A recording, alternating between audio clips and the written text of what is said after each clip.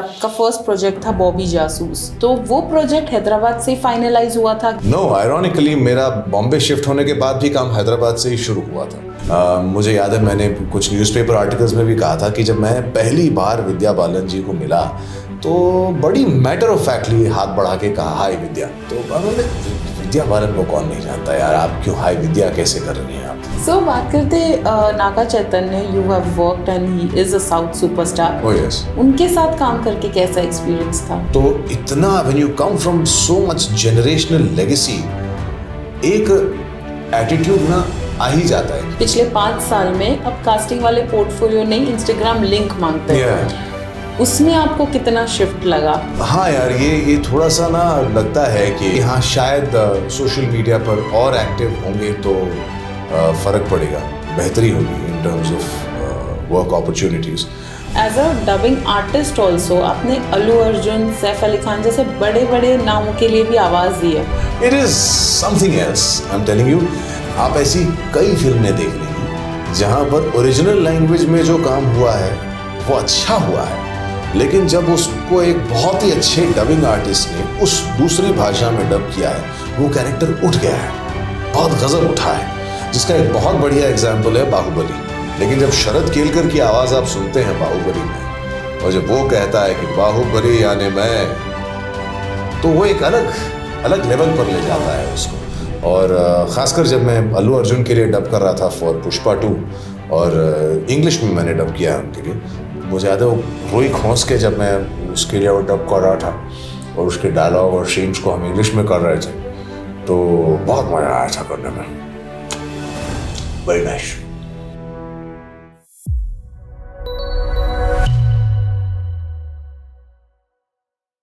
Hi guys, welcome to another episode of 4 PM Bollywood, और मैं हूं आपकी होस्ट हर्षिता। हर एपिसोड में मैं लेकर आती हूं एक नए सेलिब्रिटी, और आज हमारे साथ कोई ऐसे गेस्ट है जिनकी शक्ल तो है ही अच्छी खासी, जो जाने जाते उसके लिए, लेकिन उनकी आवाज़ भी काफ़ी जाने माने लोगों के पीछे रही है। तो उनकी जुबानी सुनते हैं उनकी journey. Welcoming on the show Sandeep Ved. Hi Sandeep, welcome to 4 PM Bollywood. Hi Arshita, pleasure being here, thanks. मैंने आपकी जर्नी देखी है काफ़ी, जब आपका डेब्यू हुआ था। सबसे पहले तो आप ये बताइए कि हैदराबाद से मुंबई तक का सफ़र कैसा रहा? हैदराबाद से मुंबई के सफ़र में तकलीफ़ें मुझे बहुत ज़्यादा नहीं आई, क्योंकि जब मैं हैदराबाद में थिएटर कर रहा था और जब मैं वहाँ पर भी एक्टिंग का अपना करियर शुरू कर चुका था, तो जैसा कहते हैं ना कि पूत के पैर पालने में नज़र आ जाते हैं, तो मेरे माँ बाप को कहीं समझ में आ गया था कि ये लड़का नौटंकी तो अच्छी कर लेता है। तो they were if not very encouraging, they were not very discouraging either. They gave me the leeway कि यार जाओ, थोड़ा सा कर लो, देख लेना, हो जाएगा नहीं हो जाएगा, देख लेंगे, क्या फ़र्क पड़ता है। So we were in that zone. तो मेरा सफ़र यहाँ आने में इतनी मुश्किलात नहीं हुई जितनी यहाँ आने के बाद हुई, क्योंकि फिर आप इस बड़े से समंदर में, माया नगरी में आप पहुँच जाते हो, और ये बवंडर जो है फिर आपको घेर लेता है और ले लेता है अपने व्हर्लविंड की चपेट में।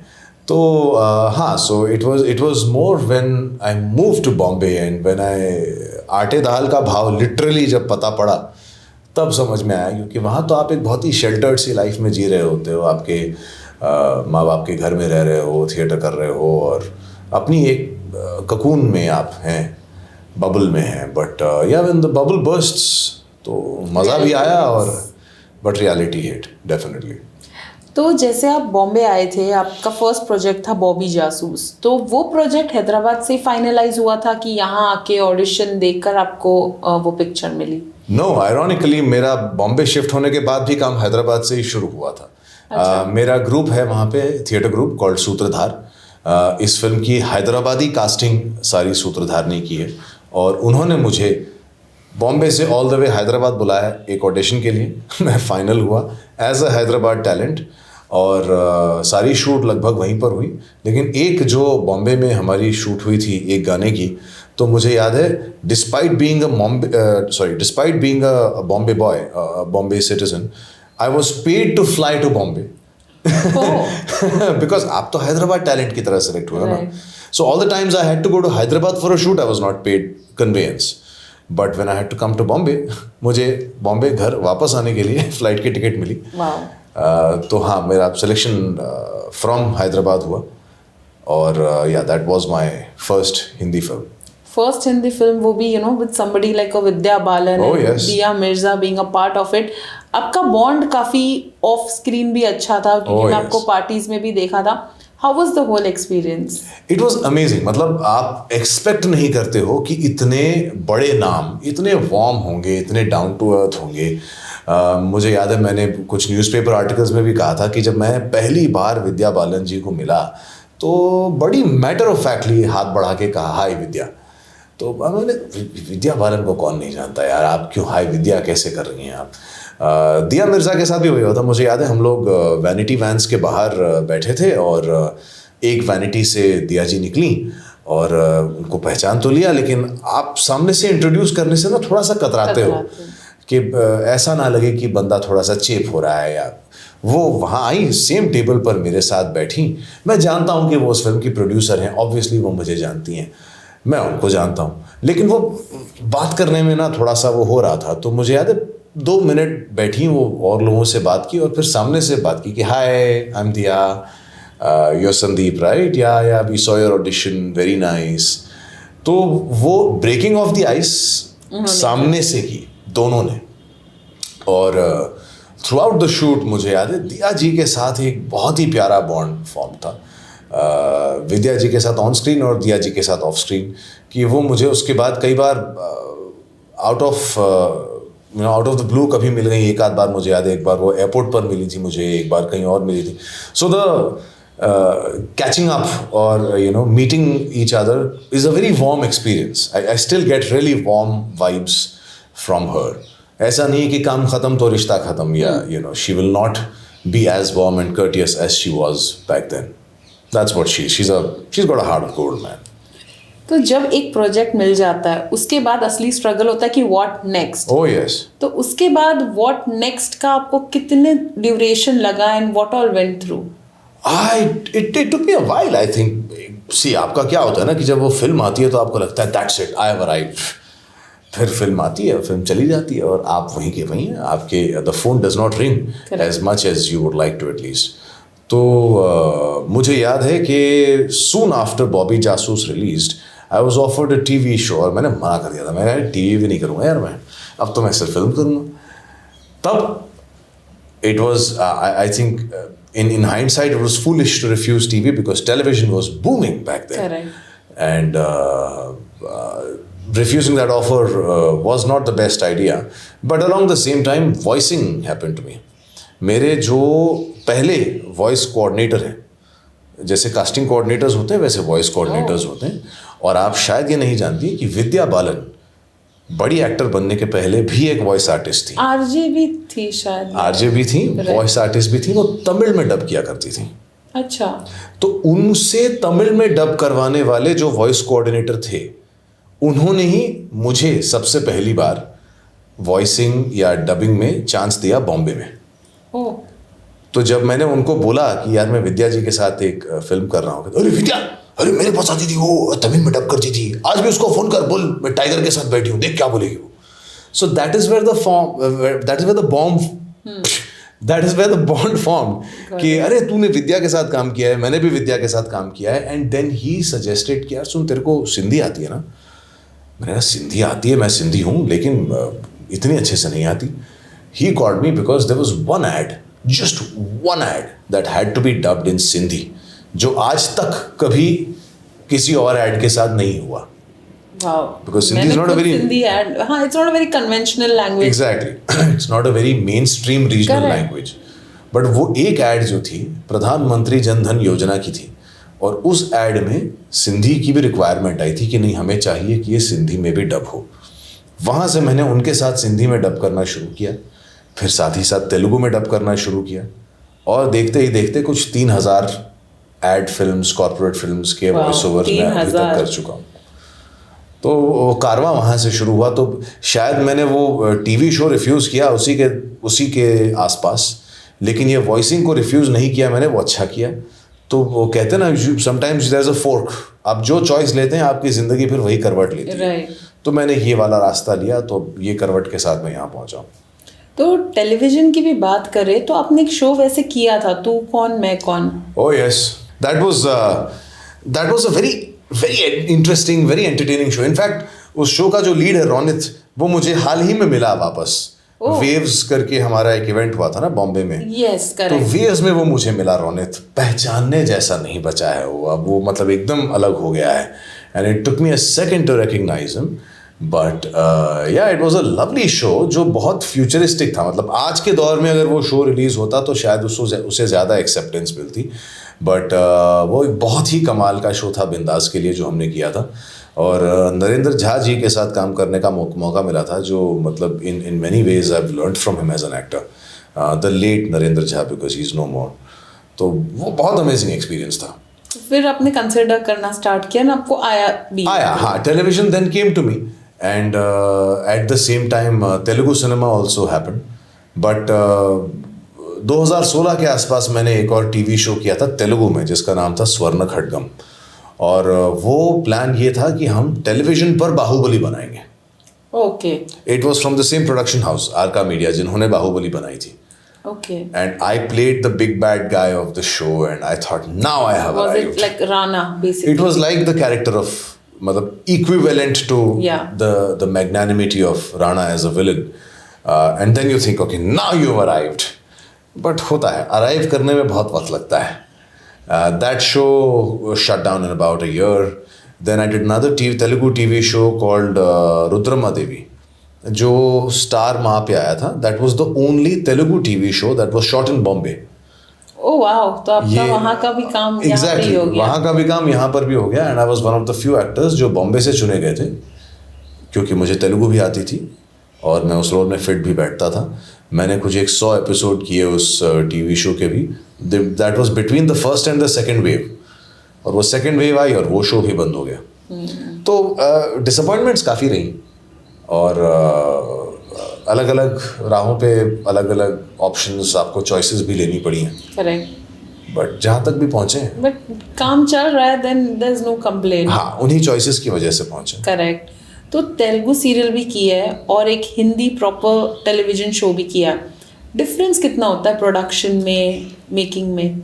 I think I want to say scale wise the Telugu TV show was the biggest TV show I have ever done, or I think most people would have ever done, because massive scale पे shoot हो रहा था वो। But in terms of the treatment, in terms of the skill, both are at par यार। Television is brilliant in both industries, दोनों shows के technicians बहुत सही थे। तू कौन मैं कौन अपने आप में एक बहुत अलग experience था because of its unique script। But उसके बाद मैंने हिंदी में अभी हाल ही में जो टीवी शो किया है जिसका नाम था तेरे बिना जिया जाए ना, that was more of a sitcom जहां हम एक सेट में शूट कर रहे थे। तो इन शोज़ की अगर मैं टेक्निकल एक्सपर्टीज़ या स्किल्स की बात करूं, at par. I would not say Telugu television किसी भी मामले में हिंदी टेलीविज़न से पीछे, या हिंदी टेलीविज़न की क्रिएटिविटी कहीं भी तेलुगु टेलीविज़न से पीछे। दे वर ऑल बैंग ऑन। तो जैसे आपका जो डेली सोप चल रहा था लास्ट दैट यू डिड, मैंने देखा कि जब आपका कोई ऑन एयर शो चलता है ना, suddenly there is an Instagram boom. Yes.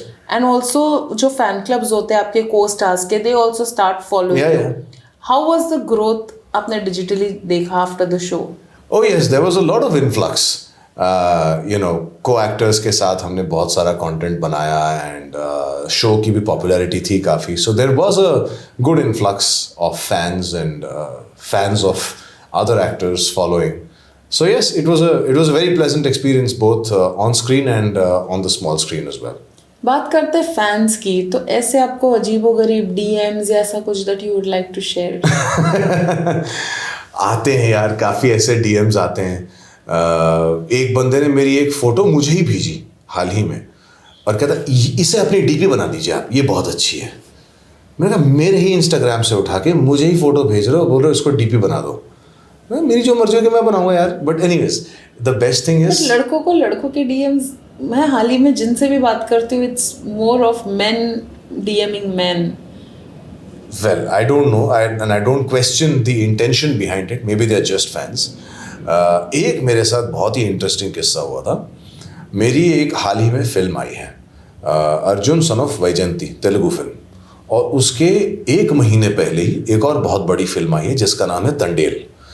तो तंडेल जो नागा चैतन्या के साथ आई थी वो आई, हिट हो गई, उसके काफ़ी सारे सक्सेस मीट्स भी हुए। उसके बाद ये इवेंट हुआ, आई थिंक उसी का सक्सेस इवेंट था या अर्जुन सन ऑफ वैजयंती का कोई इवेंट था, मुझे याद नहीं है। बट एक फ़ैन था जो बार बार आ रहा था फ़ोटो खिंचवाने के लिए। इमेजिन, अब बड़ा सा इवेंट है, 1000-1500 ऑडियंस है, और इवेंट ख़त्म होने के बाद लोग आते हैं फ़ोटोज़ खिंचवाने के लिए, और आप रैंडमली मतलब 80-100 फोटोज़ खिंचवा रहे हो 5 मिनट के अंदर अंदर, before you have to rush out और द सिक्योरिटी एस्कॉर्ट्स यू कि सर चलिए, मैं तो बहुत ज़्यादा प्रॉब्लम हो जाएगी। उतने में एक ही आदमी है और उसका फ़ोन कवर ना बड़ा अजीब सा था। तो वो सामने जो फ़ोटो जिस फ़ोन से फ़ोटो खींचा जा रहा है, मुझे बार बार वही फ़ोन दिख रहा है। फिर मैं यहाँ देखूँ तो वही लड़का दिख रहा है, कभी वो स्टेज के ऊपर आ जाए, कभी वो स्टेज के नीचे आ जाए, कभी राइट में, कभी लेफ्ट में, कभी ग्रुप में, कभी अकेले। तो मैंने फाइनली, वो लड़का जब छठी बार शायद आया होगा मेरे साथ फ़ोटो खिंचवाने के लिए, तो मैंने मजाक में पूछा, अरे कितनी फ़ोटो खिंचवाएगा भाई? तो कहता नहीं सर, ऊपर लाइटिंग नहीं अच्छी थी, बैकग्राउंड में बहुत लाइट थी, तो अब नीचे आके हम एक खिंचवा रहे। मैंने आजा, चल कोई नहीं, आजा। वैसे पकड़ा उसको, स्माइल वाइल भी किया, बढ़िया फ़ोटो खींची। अगले दिन सुबह मैं उठा हूँ, बंदे ने मुझे टैग किया है, अपनी स्टोरी डाली है और कहता है कि you get out of your character Sandeep, you are no longer a villain, you are very rude, learn how to talk with fans. I should have more attitude than you because I am fan of so and so big Telugu star. कि मैं इस बड़े star का fan हूँ, इसीलिए मुझे तुमसे ज़्यादा एटीट्यूड होना चाहिए, लेकिन मुझे नहीं है, और तुम भी मत लाओ, फैंस से ठीक से बात करना सीखो। तो मैं परेशान हो गया यार, मैंने कहा ये तो वही आदमी, उसकी आंखें भी थोड़ी अजीब सी, तो मैं पहचान गया उसको। मैंने कहा तो वही लड़का है जो 6 बार फोटो खिंचवा कर जा चुका है, छठी बार भी मैंने स्माइल, और मेरी फोटो डाली जिसमें मैं स्माइल कर रहा हूँ उसके साथ, कंधे पे हाथ रख के। मैंने कहा फोटो तो ढंग की डाल देता जिसमें मैं एटीट्यूड दिखा रहा हूँ, कंधे पे हाथ रख के स्माइल कर रहा हूँ, वो फोटो डाली है, साथ में ये सब लिखा है। तो मैंने उसको डीएम कर दिया। मैंने कहा सुबह सुबह मूड क्यों खराब करूँ, पूछ लेता हूँ कि भाई क्या दिक्कत हो गई, instead of replying to him or creating a big spectacle out of it. मैंने पूछा भी उसको कि भाई क्या हो गया, ऐसा क्या तकलीफ दे दी मैंने तुझे? कहता है you asked me how many times you will take photo. मैंने कहा सॉरी ब्रदर, माय मिस्टेक। मैं बहुत सोचा कि पहले उसको मैं कुछ गाली बकूं या पूछूं कि अबे 6 बार फोटो खिंचवा चुका है, क्या कर रहा है तू? कोई बात नहीं, माय मिस्टेक। और ये मैंने उस स्टोरी का स्क्रीनशॉट लिया है, और मैं हर बार when I feel too full of myself, yeah लगता है कि कुछ अकम्प्लिश किया है, वो फोटो देख लेता हूँ कि बेटा तुमको ऐसे लोग बहुत मिलेंगे, अपनी ग्राउंडिंग रखना तुम, और लोगों से तमीज़ से बात करना। तो ऐसे बहुत से इंटरेक्शंस होते हैं where they are teachers, they teach you how to remain grounded. और चाहे आप कितने ही बड़े क्यों ना बन जाएं, you are only as big as your fans make you. That is true. तो कायदे में रहोगे तो फायदे में रहोगे। Got it. सो बात करते Naga Chaitanya, you have worked and he is a south superstar. Oh yes. उनके साथ काम करके कैसा एक्सपीरियंस था? बहुत बढ़िया एक्सपीरियंस था। Naga Chaitanya is, I would say, undoubtedly a prince. he's born with a golden platinum spoon, as we say. मतलब he's a legendary superstar के पोते हैं, और एक legendary superstar के बेटे हैं, खुद अपने आप में एक superstar हैं। तो इतना, when you come from so much generational legacy, एक attitude ना आ ही जाता है कि भाई आप तो you're at the pinnacle man, you can't get bigger than that.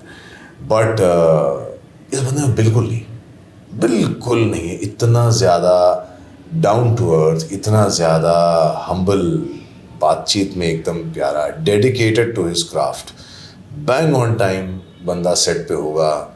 And कई बार ऐसे होता है कि कोई सुपरस्टार आता है सेट पे तो उसकी एयर्स आ जाती है और आ जाती है, और लोग आ जाते हैं, हटाते हैं, कुछ नहीं, चुपचाप आएगा सेट पे, कोई रीटेक करने के लिए कोई सवाल नहीं पूछेगा, कोई स्पेशल ट्रीटमेंट नहीं। इनफैक्ट उसे ना उस फिल्म में टैन होना था चैतन्य को, तो ऑब्वियसली आदमी मेकअप से ही टैन होता है। वो बंदा जिस दिन से फिल्म शुरू हुई उसके भी पहले से छतरी यूज़ करना बंद कर दिया उसने। सेट पे। धूप में जब आप शूट करते हैं तो ऑब्वियसली पीछे करेक्ट हर स्टार का एंटोराज तो होता ही है कि एक छतरी लेकर खड़ा है, एक पंखा लेकर खड़ा है। उस बंदे ने अपने एंटोराज को मना कर दिया, छतरी मत देना मुझे। तो मैं उसके साथ शूट कर रहा था एंड आई आस्क्ड हिम कि ब्रो, मतलब मेरा असिस्टेंट मेरी छतरी लेके खड़ा है, why aren't you using it? कहता no bro, I want to get tanned. And I said चाहिए, there is makeup for that. Said no, makeup takes a lot of time bro and I want to look natural. So he naturally got tanned, risked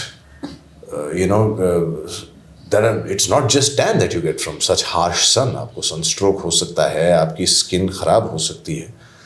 He said no problem, I'll take care of that later. But for this film, for this character, if I have to be tanned, I have to look a certain way, behave a certain way, I will. Dedication Pro Max. Massive dedication. You gotta give him that. और ये चीज़ ना शायद जो मैंने अभी कहा कि generational legacy जो है, ये लेगेसी आपको ये सब भी सिखाती है। जब आपने देखा है कि आपके दादा, आपके पिता, आपकी माँ इतनी ज़्यादा मेहनत करते हैं, आप उनसे तो सीखते हैं। तो ये बंदा सही सीखा है और दिख रहा है कि वो बहुत ज़्यादा मेहनत कर रहा है अपने हर प्रोजेक्ट पे। That is something that I think fans will love to, when once this podcast goes, they'll be like, wow. Definitely. I'm sure ये पता नहीं होगा लोगों को. Yeah. The dedication. I have seen your picture with Aamir Khan and Naga Chaitanya. How did that happen? Oh, that happened at the Hindi trailer launch of the film. अच्छा. बॉम्बे में उनका, हमारी ही तंडेल फिल्म का हिंदी ट्रेलर लॉन्च हुआ था, जिसके लिए Aamir sir आए थे उसे लॉन्च करने के लिए। तो मुझे याद है कि बहुत ही सरियल मोमेंट था यार, जब पहुँचे वहाँ पर एंड आमिर सर थे, मेरे डायरेक्टर थे और नागा चैतन्य सब साथ में थे वहाँ पर and I was of course there interacting with them and I remember जब मैं उनको पहली बार मिला भी तो मैंने उनको बोला कि सर इस फिल्म का मैं विलन प्ले कर रहा हूँ। अरे very nice, how nice, oh typical Aamir Khan ना, ओह या how nice, oh you did, oh very nice. तो आपको लगता है ना कि आपने आज तक ये मैनरिज्म्स और ये इंसान को स्क्रीन पर देखा है और आइडलाइज किया है, कितनी सारी फिल्मों में इस आदमी ने हमें हंसाया है, रुलाया है और छाप छोड़ी है यार। कैरेक्टर फॉर्मेशन आपका इस बंदे ने किया है एक हद तक and when you see him there live and it was surreal. और फिर जब स्टेज पर मुझे बोलने का मौका मिला तो मैं सोच कर आया था कि अगर मिलेगा ना तो ये 20 साल से मैं उनका एक गाना गा रहा हूँ और एक बार उनके सामने गाऊंगा ज़रूर। तो उनकी फिल्म है तारे ज़मीन पर, जिस फिल्म में उनका एक गाना है बम बम बोले और उस गाने की शुरुआत में वो एक लंबा सा मोनोलॉग बोलते हैं which goes something like चकरका चीचाई चो चकलोरम गंडो वंडो लकरकटम अक्को टक्को इडी गिडी गिडिगो इडी पाई चिकी चकचो गिली गिली मल सुलु सुलु मल मकनका हुकु बुकरे टुकु बुकरे चकलका भिक्को चिक्को सिली सिली सिलीगो चकरदुम भगरदुम चिकी चकचो। पूरा बाउंस कर गया। ये गाना जब रिलीज हुआ था ना, मुझे शायद 2-4 बार सुन के ही अपने आप याद हो गया था। I had some massive connection to this monologue.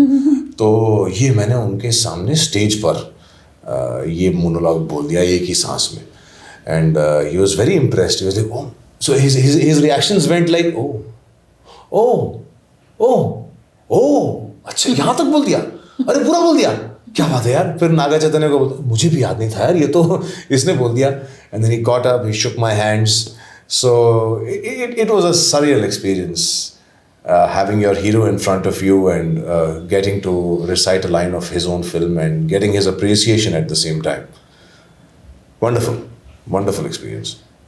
बात करते इतने सारे वंडरफुल एक्सपीरियंस के बाद, you are somebody जिन्होंने इतना काम किया है, बट इंस्टाग्राम की बात करें तो बहुत ही कम आप अपनी पर्सनल लाइफ तक को भी आपने काफ़ी अंडर द रैप्स रखा है। तो ये क्यों रखा है एंड क्या शेयर करना चाहते हो आप हमारे व्यूअर्स के लिए? अरे पर्सनल लाइफ को जानबूझकर अंडर द रैप्स रखा है because I'd like to keep it that way, कि मेरा प्रोफेशनल साइड और मेरा पर्सनल साइड, हालांकि मुझे उसके बारे में बात करने में कोई दिक्कत नहीं है। In fact everyone who knows me knows a fair bit about my personal life, but social media पर मैं until now कोशिश करता हूँ कि उसे पर्सनल ही रखूं। But yeah, I'm very happily married. I have a 9-year-old daughter who's the center of my world, मैं शायद पूरी दुनिया को एक विलन बन के डरा सकूं, लेकिन उसने मुझे अपनी इस छोटी वाली उंगली पर बांध रखा है और वो सुबह उठने से लेके रात को सोने तक ऐसे ही चक्कर घिन्नी की तरह मुझे घुमाती रहती है। Sanki come here, Sanki let's do this, Sanki. कभी वो उसका मूड होगा तो मेरे फेस पे मेकअप लगा देगी, कभी मेरे बालों में रबर बैंड बांध देगी जब बड़े हो जाएंगे तब। मैं पूरी सोसाइटी में सारी लड़कियों का मैं संकी द मंकी हूँ, जो आएंगे और मेरे साथ डांस करेंगे और मेरे साथ खेलेंगे और we play board games and we click funny pictures and do funny choreographies. So yeah, that's a separate part of my life that I treasure and I keep it very close to me, and I'd like for it to be this way for as long as possible यार, because बच्चे हैं यार, वो बहुत जल्दी बड़े हो जाते हैं और कब पंछी बन के उड़ जाते हैं आप बोल नहीं सकते। True. So I'm just treasuring as much of it as possible with making memories with my family, yes. And बाकी का जो है वो हमें ज़्यादा देखने नहीं मिलता, ज़्यादा हमें एक्टिव नहीं दिखते हो, बट जब अभी दैट डायनामिक्स हैव चेंज्ड पिछले 5 साल में, अब कास्टिंग वाले पोर्टफोलियो नहीं इंस्टाग्राम लिंक मांगते हैं।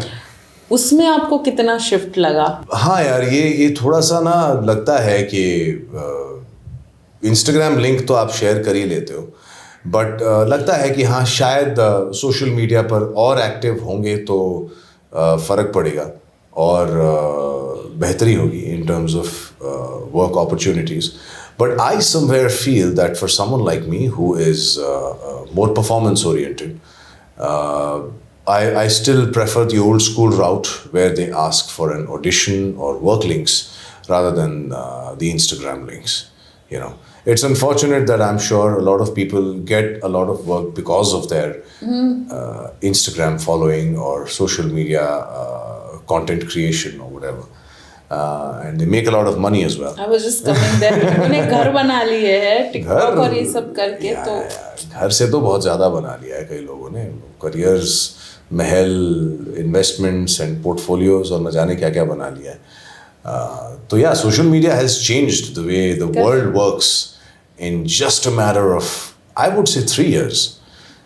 2020, 21 and 22, इन 3 सालों ने दुनिया बदल दी, एक तरफ कोविड ने और एक तरफ सोशल मीडिया ने। करेक्ट। अभी जो हम देख रहे हैं वो तो आफ्टर माथ है। इवन पीआर डायनामिक्स चेंज्ड, सबको अब डिजिटल, Exactly. सबको पेपराजी पेजेस पे आना है, किसी को बॉम्बे टाइम्स में नहीं आना। हाँ, it's dead now. It's dead. Everybody wants to be on a Viral Bhayani or a Yes. Pink Villa or Varinder T. Chawla's page. And yeah, I remember recently having interacted with someone who mentioned how much these guys charge. तो ऐसा एक धक्का लगा मुझे कि ये लोग सिर्फ एयरपोर्ट लुक कैप्चर करके एक इंस्टाग्राम पोस्ट का इतना चार्ज करते हैं। तो भाई साहब, हम क्या कर रहे हैं मतलब लिटरली। सो अभी हम आपको कहाँ देख सकते हैं? What is in the pipeline? अभी मेरी 3 फिल्में हैं which are up for release. फिल्में तो 2 हैं और एक वेब सीरीज है। एक Amazon पे आने वाली मेरी वेब सीरीज है जिस विच इज कॉल्ड माँ का sum with Mona Singh. It'll be announced soon, hopefully. In fact आज ही एक मोना सिंह की जो नया कुछ शो कर रही, उनकी कंट्रोवर्सी हुई है कुछ। क्या हो गया? It's a mid day front page story. क्या हो गया भाई, प्लीज एजुकेट मी। उनके साथ तो वो है ना राम कपूर। हाँ, he made some comment। हाँ, मैंने अभी हेडलाइन देखी थी, बस मैं ना उन कमेंट्स के बारे में जानता हूँ। Eliminated out of the promotion। Yes. Yeah. The show's called Mistri. Yes, correct. हाँ, it's a remake of a very nice show called Monk. वो उस शो के मैंने कुछ सीजन्स देखे हैं। तो हाँ, I'm actually looking forward to watching the show. It's sad that he's I don't know what kind of comments he's made. यार प्रॉब्लम ये है ना यार, हम लोग और राम जी तो हमसे भी पहले के हैं। We come from the politically incorrect times. जहाँ पर ऐसे I know you very well. तो हम उस दौर से आते हैं जब ये सब एक्सेप्टेबल था। हम खंबे जैसी खड़ी है, लड़की है या छड़ी है, सरकारी लोग खटिया जाड़ा लगे, देख देख कर बड़े हुए हैं। और ऐसे बहुत से गाने और ऐसे बहुत से डायलॉग्स और सीन्स जो चाहे बच्चन जी ने किए हों, राजेश खन्ना ने किए हों, धर्मेंद्र ने किए हों या शाहरुख खान ने किए हों, आमिर खान। तो the long story short is that हम कहीं ना कहीं इनिशियली प्रोग्राम्ड हैं टू बी पॉलिटिकली इनकरेक्ट, और ये कुछ किया नहीं जा सकता इस बारे में। हम रिस्ट्रेन अभी कर सकते हैं खुद को कि भाई पब्लिक में ना बोलें, क्योंकि हमारा ये नॉर्मल है। और मैं अपनी कम बात कर रहा हूँ बिकॉज मैं फिर भी ऐसी जनरेशन से हूँ जो मॉडिफाई हो रही है एक हद तक, but I am guessing it's a little difficult for some people to restrain themselves, and I really hope that it doesn't blow up into anything, and I really hope he hasn't hurt too many people with whatever he said. Right, तो एक तो माँ कसम आ रही है, हाँ जी, and उसके अलावा कौन से जो 2 प्रोजेक्ट्स हैं वो? बाकी 2 फिल्में हैं। पहली का नाम है 1946 direct action day.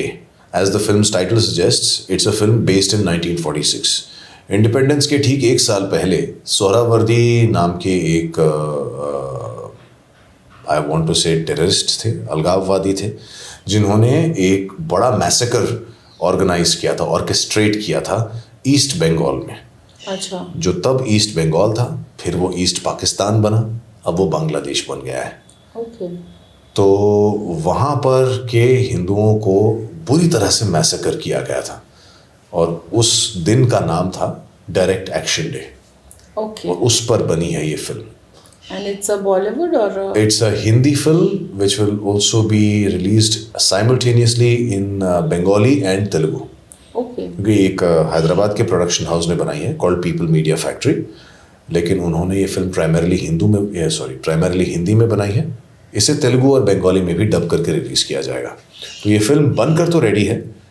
It's already doing the rounds of festivals where it's won a lot of accolades, a lot of awards, and hopefully soon it will release commercially as well. And I play the bad guy in it. No prizes for guessing. Of course 6 feet के ऊपर जो भी बंदे होते हैं वो सारे baddies ही होते हैं, जो छोटे डेलिकेट होते हैं वही हीरो बनते हैं। पता नहीं क्या लॉजिक है, बट है। No comments on that, but हाँ। Tell me about it. Always up for the baddies. Well, Harshita, right swipe, block. You remember that, don't you? Of course. And the third project? The third project is something I'm looking forward to the most. It's called Gudachari 2. अच्छा। गुडाचारी already एक film है जो बन चुकी है और बहुत बड़ी हिट और कल्ट हिट हो चुकी है। उस पर लूजली बेस्ड कुछ बॉलीवुड फिल्में भी बन चुकी हैं, Okay. जिन्होंने कुछ इंस्पिरेशन ली है उससे, but it was a very stylishly made brilliant espionage thriller, secret agents, I think it's India's answer to James Bond, or at least Tollywood's answer to James Bond or Kingsman, in that zone. And उसकी ही part 2 बन रही है, G2 जिसे कहा जा रहा है, और उसमें भी हम बुरे इंसान बने। And it's a massive film and it is with my absolute favourite को स्टार, हिज नेम इज़ अडीवी शेष। इनफैक्ट मेरा ये पूरा जो टॉलीवुड करियर की एक अपराइजिंग जो हुई है पिछले 3 सालों में, उसका एक काफ़ी बड़ा श्रेय मैं शेष को ही दूंगा।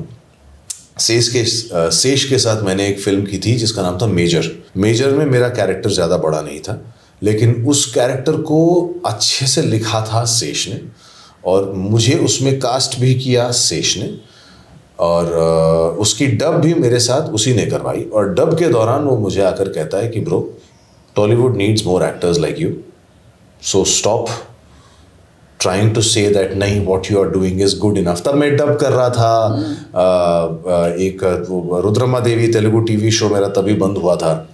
तो कहता है bro, stop settling, work harder, Telugu industry needs more actors like you and you will get good work, बस करो।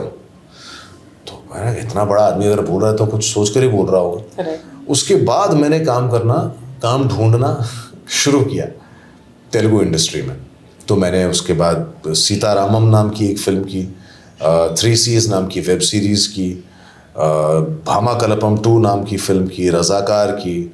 तो ये सारा काम मुझे उसी के बाद मैं ढूंढता गया, काफिला बनता गया, टाइटल्स, फिल्में, काम जुड़ता गया। ऑन स्क्रीन तो काफ़ी काम किया है, in fact as a dubbing artist also आपने अल्लू अर्जुन, सैफ अली खान जैसे बड़े बड़े नामों के लिए भी आवाज़ दी है। कैसा है वो experience and how does it feel to like dub when you see them on screen? It is something else, I am telling you. एक चीज तो है कि सारे आर्टिस्ट्स को ना डब करने का ये जो गिफ्ट है, टैलेंट भी नहीं कहूँगा, I think dubbing in sync is a gift. वो गिफ्ट या तो आपके पास होता है या तो नहीं होता है। आपकी आवाज़ चाहे कितनी भी अच्छी या कितनी भी बुरी क्यों ना हो, लेकिन डब करने का ये जो गॉड गिफ्ट है, ये मुझ पर थोड़ी सी कृपा हुई है ईश्वर की। तो वो जब करता हूँ ना, और वो जब बैठता है वो डायलॉग पर डायलॉग बढ़िया वाला, और आपकी आवाज़ उस कैरेक्टर के साथ मैच करती है, और आपको इतना पता है कि इस कैरेक्टर को जितने भी लोग इस भाषा में देखेंगे, आपकी जिम्मेदारी है इस कैरेक्टर को जहाँ तक है उससे शायद एक कदम ऊपर ले जाने की, या तो मैच करने की। आप ऐसी कई फिल्में देख लेंगी जहाँ पर ओरिजिनल लैंग्वेज में जो काम हुआ है वो अच्छा हुआ है, लेकिन जब उसको एक बहुत ही अच्छे डबिंग आर्टिस्ट ने उस दूसरी भाषा में डब किया है, वो कैरेक्टर उठ गया है, बहुत गजब उठा है। जिसका एक बहुत बढ़िया एग्जाम्पल है बाहुबली, जिसमें प्रभास ने काम बहुत बढ़िया किया है, तेलुगु में बहुत बढ़िया उसने शूट किया है, खुद के लिए डब किया है। लेकिन जब शरद केलकर की आवाज़ आप सुनते हैं बाहुबली में, और जब वो कहता है कि बाहुबली यानी मैं, तो वो एक अलग अलग लेवल पर ले जाता है उसको। तो I think I am just fortunate to be able to do this amazing job. और ख़ासकर जब मैं अल्लू अर्जुन के लिए डब कर रहा था फॉर पुष्पा 2, और इंग्लिश में मैंने डब किया है उनके लिए। तो if anyone would like to switch on English on Netflix and watch Pushpa 2, you can hear my voice and then hopefully have a good experience at par if not better. तो वो एक जिम्मेदारी है आप पर, और उतने ही ज़्यादा मज़े से आप उसे करते हैं। तो मुझे याद है वो रोई खोंस के जब मैं उसके लिए वो डब कर रहा था, और उसके डायलॉग और सीन्स को हम इंग्लिश में कर रहे थे, तो बहुत मज़ा आया था करने में। Very nice. तो ये डबिंग जितना मैं आपसे अभी समझ रही हूँ, आई थिंक ये एक्टिंग से भी ज़्यादा टफ है, बिकॉज अब वो फील नहीं कर, आप देख के आपको रैंडमली इमोट करना होता है। Yes. How is the pay scale? Is it more than acting कि किसी को अगर करियर परस्यू करना हो तो? No, I think voicing is a very lucrative career. I must tell you that I've been voicing for a while now. It's been about 10 years, and it's a very lucrative industry. It was a very lucrative industry. अभी AI के आने के बाद काफ़ी हद तक थोड़ी सी, हाँ, because you know, for a dub, I'm presuming we still have time for AI to take over. But if it is a plain informative corporate voiceover or something like that, AI is taking over. There are a lot of educational videos or text to screen wale videos where AI is taking over. So yeah, it was fabulous when I was in the thick of it. And even now, I think voicing is a very nice, very lucrative industry. और acting industry की तरह ही है कि आप जितने उसमें मंझ जाएंगे, जितना अच्छा काम करेंगे, उतनी आपकी पे स्केल बढ़ती जाएगी। मुझे याद है मैंने अपनी आई थिंक पहली डब की थी कुछ 250 रुपये के लिए। हाँ, तो अब 250 से उसमें कुछ ज़ीरोस, तो और मैं कुछ ज़ीरोस का इजाफा तो कर ही चुका हूँ, और इंशाल्लाह होता रहेगा और अच्छे से। सो विच इज़ गुड। मतलब ये करियर जो है ना, ये ज़्यादा लोगों को नहीं पता। सबको पता है इंडस्ट्री में तो एक्टिंग दिखता है, but I think if you have a voice and if you don't have a face, I mean just so you can try there. नहीं, आप तो यार you are an exception, you have both of it. But yeah अब serious बातें हमने बहुत कर ली है, so we will just quickly do a rapid fire. Sure, let's begin. Let's go. Dubbing या acting? Acting. A character you would love to play again and again? Something that I've played already, or yeah, you've played already. My character from this web series called 3 C's. I played this character called Bob Isabel, जो smuggler है, villain है show का, लेकिन crazy eccentric गाय है। सबसे ज़्यादा मज़ा आज तक मुझे लाइफ में ऑन स्क्रीन वो कैरेक्टर करते हुए आया, and I would love to play that guy again. Bollywood और टॉलीवुड? यार आप ये नहीं पूछ सकते मुझसे, मेरी दो आंखें हैं, ये बॉलीवुड और टॉलीवुड, आई थिंक बोथ। और आजकल बॉलीवुड और टॉलीवुड में कोई बहुत ज़्यादा फर्क बचा नहीं है।